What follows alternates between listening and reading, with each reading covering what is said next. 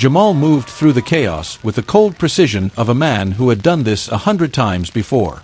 He did not flinch at the blood, did not hesitate at the wails of mothers begging for mercy. He had long hardened his heart to such things. And then he saw her.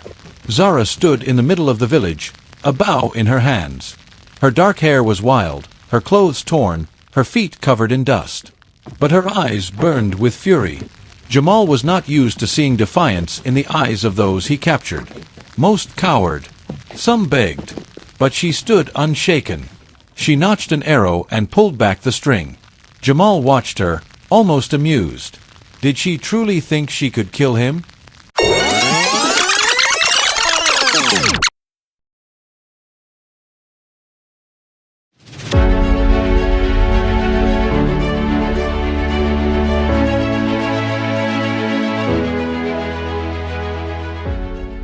Once upon a time, in a land of vast golden sands and mighty rivers, there lived a young man named Jamal. He was the son of a powerful slave trader in the kingdom of Gaia, a prosperous land on the western coast of Africa. Gaia was known for its thriving trade, where merchants from faraway lands came seeking gold, ivory, and, most of all, people. Jamal was born into privilege. His father, Ibrahim al-Ghazi, was one of the wealthiest men in the region. Unlike many in their kingdom, their family did not toil in the fields or hunt for food. They lived in a grand stone house, adorned with intricate carvings and silk tapestries from the east. Servants attended to their needs, and guards stood at their gates. From a young age, Jamal was groomed to follow in his father's footsteps. His father would often say, "Trade is power, my son. And nothing is more valuable than control over men." The words echoed in Jamal's mind as he grew. He watched as his father conducted business with foreign traders, men with pale skin and strange tongues who arrived on great wooden ships from beyond the horizon. These men carried muskets and fine cloth, offering them in exchange for captives. Jamal did not question this practice. To him, it was simply the way of the world. His father explained that those captured in war, criminals, or those who had lost favor with their tribes were destined to be sold. "Better they serve a master than rot in the wilderness," Ibrahim would say. But there was something different about Jamal. Unlike his father, he was not content with just inheriting the business. He wanted to expand it. He was ambitious, clever, and saw opportunities where others did not.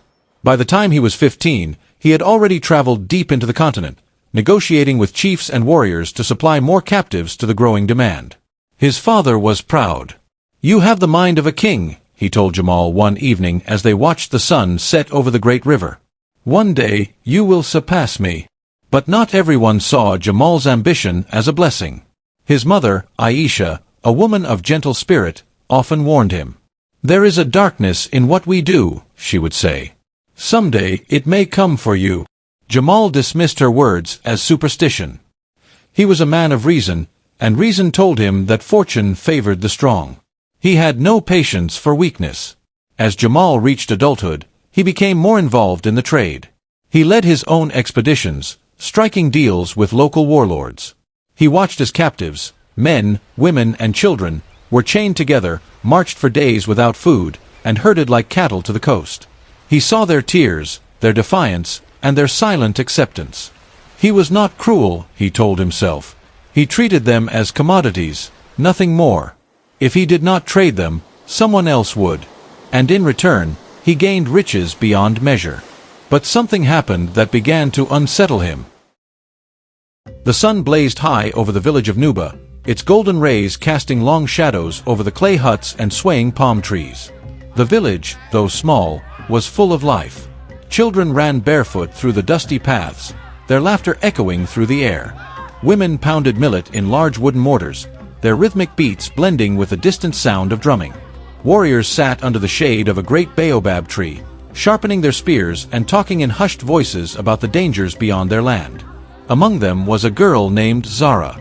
She was unlike the others, wild like the river after the rains, her spirit unbroken despite the hardships she had endured. She had no family, no home that truly belonged to her. The elders said she had been born under a cursed moon, the night her parents were slaughtered by raiders. She had been just a child then, barely old enough to remember their faces, but old enough to remember the screams. The village had taken her in, but she never felt like she belonged. She was always different, always distant. She spent her days by the river, practicing with a bow she had crafted from the branches of an acacia tree. While the other girls learned to weave baskets and grind grain, Zara hunted. She was fast, precise, a warrior at heart. But even the sharpest arrow could not stop what was coming. Far beyond the hills that surrounded Nuba, Jamal stood atop his black horse, watching the village from the ridge. His men were restless, gripping their weapons with anticipation. He had promised them wealth, promised them slaves to sell to the traders waiting at the coast. This was not his first raid, nor would it be his last. But something about this village intrigued him. It was not large nor rich, but the way it sat quietly by the river, nestled in the valley, made it feel untouched, like something pure that had never known the cruelty of men like him. That would change tonight. Jamal raised his hand, and his men understood the signal. They descended like shadows in the night, their movements swift and practiced. The village had no chance. The warriors fought bravely, but they were outmatched. Jamal's men were trained raiders, armed with steel blades and muskets traded from the Europeans. The villagers' spears and bows were no match. One by one, the defenders fell. Women screamed. Children cried. Fire spread through the huts as torches were thrown, filling the air with the stench of burning wood and flesh. Jamal moved through the chaos with the cold precision of a man who had done this 100 times before. He did not flinch at the blood, did not hesitate at the wails of mothers begging for mercy. He had long hardened his heart to such things. And then he saw her. Zara stood in the middle of the village, a bow in her hands. Her dark hair was wild, her clothes torn, her feet covered in dust. But her eyes burned with fury. Jamal was not used to seeing defiance in the eyes of those he captured. Most cowered. Some begged. But she stood unshaken. She notched an arrow and pulled back the string. Jamal watched her, almost amused. Did she truly think she could kill him? The arrow flew. He moved just in time, and the tip grazed past his cheek, drawing a thin line of blood. His men froze. No one had dared to attack Jamal Al-Ghazi before. For a moment, there was silence. Then he smiled. "Impressive," he said, wiping the blood from his cheek. "But foolish." Zara reached for another arrow, but before she could fire, a rough hand grabbed her from behind. One of Jamal's men twisted her arms, forcing her to the ground. She struggled, kicking, biting, refusing to surrender. Jamal walked towards her, his eyes filled with curiosity. "What is your name?" She said nothing. He crouched beside her, studying her face. "You are not afraid." Still, she did not speak. Jamal chuckled, shaking his head. "Take her with the others." Zara fought, but the chains were stronger than her will. And just like that, her village was gone. The only home she had ever known burned behind her as she and the others were marched toward the coast, their fates no longer their own. The days that followed were a blur of pain and exhaustion. The captives were forced to walk for miles, their wrists bound, their ankles shackled. If they fell, they were beaten. If they refused to move, they were left to die. Zara kept her head high, refusing to show weakness, but inside, she burned with rage. She memorized every face of the men who had destroyed her home. Most of all, she remembered him. Jamal. The man with the scar on his cheek. The man who had smiled when she had tried to kill him. She swore that if she ever got the chance, she would finish what she started. She would not be a slave. She would not kneel. After weeks of travel, the group arrived at the coast, where a great stone fortress loomed over the cliffs. It was a prison, a place where captives were held before being sold to the Europeans. The air smelled of salt and decay. Zara saw others like her, hundreds of them, locked in cages, their spirits already broken. Jamal dismounted his horse and spoke with the European traders who waited at the gates.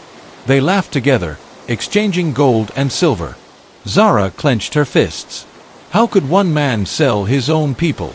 Jamal noticed her staring and walked toward her. "You are lucky," he said. "A girl like you will fetch a good price." She spat at his feet. His men tensed, expecting him to strike her. But Jamal only laughed. "I hope they tamed that fire of yours," he said, before turning his back on her. Zara watched him go, hate burning in her heart. She would never forget his face. And one day, she would make sure he never forgot hers. The sea was restless that night. Waves crashed against the wooden sides of the ship, their roar drowning out the muffled sobs of the captives chained below deck. The stench of sweat, salt, and sickness filled the air, mixing with the creaking of the wooden planks as the ship swayed with the current. Zara sat against the cold wall, her wrists raw from the iron shackles digging into her skin. Around her, men and women sat hunched in silence, their spirits already breaking under the weight of their chains. She refused to break. Her mind was still sharp, still alert, even after the long days of suffering. Every moment, she studied the guards, their movements, the way they carried their weapons. If there was ever a chance to escape, she would take it. But for now, she waited. The ship belonged to a European slave trader named Cornelius Smit, a Dutchman with cold blue eyes and a voice like gravel. He had purchased her, along with several others, from Jamal at the fortress. She remembered the way Smit had examined her like a piece of livestock, his fingers pressing into her arms, his eyes scanning her body as if calculating her worth. "She is strong," he had said. "She will sell for a high price in the colonies." Those words still echoed in her mind as the ship rocked beneath her. She gritted her teeth. She would not let them win. Not the traders. Not the slavers. And certainly not Jamal. While Zara fought against her fate at sea, Jamal and his men rode through the dense forests on their way back home. The air was thick with humidity, and the sound of insects filled the night like an eerie chorus. The raid had been successful, and their pockets were heavier with silver. The men rode in high spirits, speaking of the wealth they would enjoy upon their return. Jamal, however, was quiet. His mind lingered on the girl from the village, the one with fire in her eyes. She had been different from the others. Even now, he could still feel the sting of the arrow that had grazed his cheek. She had nearly killed him. A rare thing indeed. He smirked to himself, but the thought was quickly interrupted by a sound in the distance. Something unnatural, something out of place. The forest had gone silent. No insects. No birds. Just the steady rustle of leaves in the wind. Jamal's instincts screamed at him. He raised his hand, signaling his men to halt. Then the attack came. Arrows rained down from the trees, striking his men before they could react. Bodies tumbled from their horses, their screams swallowed by the darkness. Then, before Jamal could draw his sword, figures emerged from the shadows. Men dressed in the garments of desert warriors, their faces covered, their blades gleaming in the moonlight. He knew who they were. Rival slavers. Before he could call out, a blow struck the side of his head, and the world around him blurred. He hit the ground hard, his vision spinning as he felt rough hands seize him. His men were already dead. The wealth they had gathered was stolen, their horses taken. The forest floor was soaked in blood. And Jamal, once the hunter, was now the prey. When Jamal awoke, his wrists were bound, his ankles shackled. The irony did not escape him.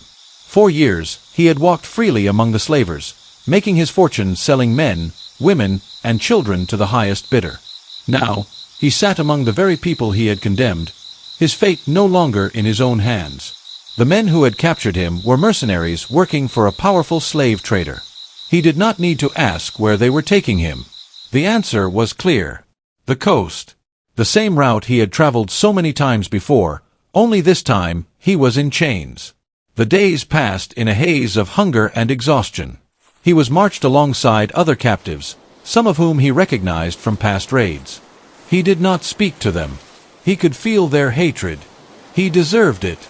By the time they reached the coast, his body was weak, his once fine clothes tattered and stained with dirt.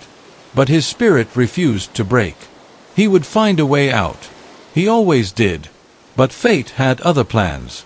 As he was dragged into the slave fortress, his heart sank. Standing among the other captives, shackled like an animal, was a face he never expected to see again. Zara. Her dark eyes locked onto his, and in that moment, he knew. He was no longer the master of this story. He was the victim. And she would never let him forget it. Jamal stood frozen, his wrists bound in iron, his mind reeling. Zara's dark eyes bore into him, filled with something he had never seen before. Not just hatred, but something deeper. Something colder. 4 years, he had been the one to stand above others in chains. He had looked down at the captured, deciding their fate, choosing who would live and who would be sold. But now, for the first time in his life, he was looking at the world from the other side. And she was looking back at him. The moment stretched between them, neither of them speaking, but everything was understood. Jamal could see the anger in her face, the fire that had not been extinguished despite the chains that bound her wrists. He wanted to look away, to break the silence, but he could not. His pride would not allow it. A sharp voice cut through the air. "Move!" A whip cracked against his back, sending fire through his skin. He stumbled forward, his teeth clenching to keep from crying out. He would not show weakness. Not in front of her. The guards pushed the captives toward the waiting ship, their voices barking orders in a language Jamal did not recognize. He could hear the ocean before he could see it, the rhythmic crashing of waves against the shore. Zara had turned away from him, but he could still feel her presence. She was close, walking just a few steps ahead, but she did not spare him a second glance. Jamal felt something deep inside his chest. It was not just pain from the whip, nor was it the humiliation of being among the enslaved. It was something worse. The knowledge that she was no longer afraid of him. The ship loomed before them, its dark wooden hull rising above the sand. A foul stench drifted from within, a mix of sweat, sickness, and something rotting. Jamal had seen these ships before. He had once stood on the decks, watching as men and women were forced inside. He had seen them fight, cry, beg. He had watched them suffer as the doors closed behind them, sealing their fate. Now, he was walking into that same darkness. The guards shoved them forward, forcing them onto the ship. The wooden planks creaked beneath their bare feet. The air inside was thick and stale, as if the very walls were soaked in suffering. Jamal felt a hand on his shoulder and turned sharply. Zara. She did not say anything. She only looked at him. For a brief moment, he thought she might spit at him or strike him, but instead, she did something worse. She smiled. Not a kind smile. A knowing smile. The kind of smile that said, "Now you understand." Then, without a word, she turned away. Jamal's hands clenched into fists. He would not be broken. Not by her. Not by anyone. The journey across the sea. The days blurred together in endless suffering. Jamal had thought himself strong. He had thought he could endure anything. But nothing could have prepared him for this. The ship was overcrowded, bodies pressed together in the suffocating dark. The heat was unbearable. The smell of sweat, filth, and sickness filled the air. Men coughed, groaned, and prayed in hushed voices. Some did not wake up in the morning. Food was scarce. Water was worse. What little they were given was dirty, barely enough to keep them alive. And the guards were merciless. Jamal had seen cruelty before. He had delivered it himself, but never had he felt it sting like this. The whips, the beatings, the constant humiliation. They treated the captives like animals, like they were nothing. For the first time in his life, he understood. And yet, there was something worse than the hunger, the pain, and the filth. The silence. Zara had not spoken to him since that first day. At first, he told himself it did not matter. What did he care about her? She was just another captive, another body in chains. But as the days stretched into weeks, something about her silence began to weigh on him. It was as if she had already decided he was not worth her anger. She had already won. And that, more than anything, burned him to his core. The storm. One night, as the ship rocked against the waves, a storm rolled in. The air grew heavy, the sky darkening until it was nearly black. Lightning split the horizon, followed by the deafening roar of thunder. The ship lurched violently, tossing the captives against the wooden walls. Jamal braced himself, gripping the chains that bound him. Water sprayed through the cracks in the ship, drenching everything in salty mist. Then, suddenly, a scream. Jamal turned just in time to see a guard tumble down the steps, crashing hard onto the floor. The ship had tilted. More guards rushed in, shouting orders, but in the chaos, something unexpected happened. The lock on one of the chains snapped. Jamal saw it, and so did Zara. For the first time in weeks, she met his eyes. And this time, She was not smiling. She was ready. Jamal's heart pounded in his chest. The lock had snapped. A moment of hesitation could mean death. He looked at Zara. She looked back at him. Then, as if they had the same thought at the same time, they moved. The ship lurched violently as another wave crashed into it, sending men and guards tumbling to the floor. The storm raged outside, the thunder deafening, the rain hammering against the wooden planks like a war drum. Jamal lunged forward, grabbing the broken chain. His hands worked fast, untying the twisted metal. Around him, other captives noticed what was happening. Some screamed in panic, others in desperation. A guard staggered to his feet, reaching for his whip. Jamal didn't hesitate. He swung the loose chain with all his strength. It struck the guard's head with a sickening crack. The man collapsed instantly, blood seeping from his skull. Zara was already moving, freeing others as fast as she could. Chaos erupted. More guards stormed below deck, but the ship tilted sharply, sending them stumbling. A barrel rolled across the floor, crushing one man's leg. "Move!" Jamal shouted, his voice barely heard over the crashing waves. Zara grabbed his arm. "We need to get out now." The ship groaned as another wave slammed into its side. A loud snap echoed above. Something had broken. The mast. Jamal barely had time to register it before the ship twisted violently, the wood cracking apart beneath their feet. Water rushed in from every direction. The ship was sinking. The cold was unbearable. Jamal gasped as he hit the water, the icy waves knocking the breath from his lungs. His limbs felt heavy, his body weak from days of starvation and suffering. He struggled to keep his head above the surface, coughing out seawater as he searched for something, anything, to hold on to. Then, he saw her. Zara was gripping a broken piece of wood, her knuckles white. Her eyes scanned the wreckage, wild with fear. Jamal forced himself to swim toward her. His muscles screamed in protest, but he pushed through the pain. Another wave crashed over them. He felt himself being dragged under. He kicked hard, breaking through the surface just in time to see the remains of the ship being swallowed by the sea.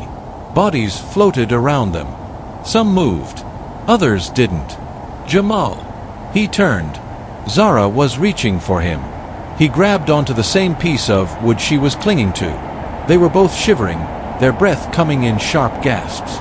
For a long moment, neither of them spoke. They just drifted, the storm still raging around them.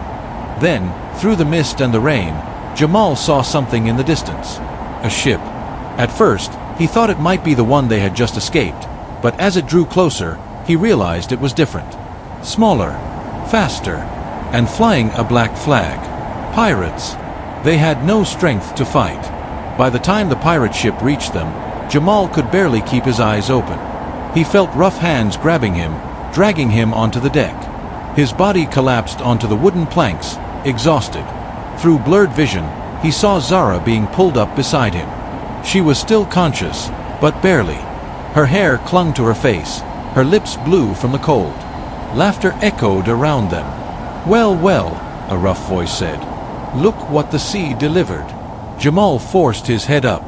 A tall man with a long beard and a cruel smile stood over them. His clothes were torn and stained, a pistol hanging from his belt. His eyes gleamed with amusement. "You too must be special," the pirate continued. "Survived the wreck, did you?" Jamal said nothing. The pirate crouched beside him, tilting his head. "Ah, you have that look about you. Used to being in charge, aren't you?" He grinned. "Not anymore." Jamal clenched his jaw.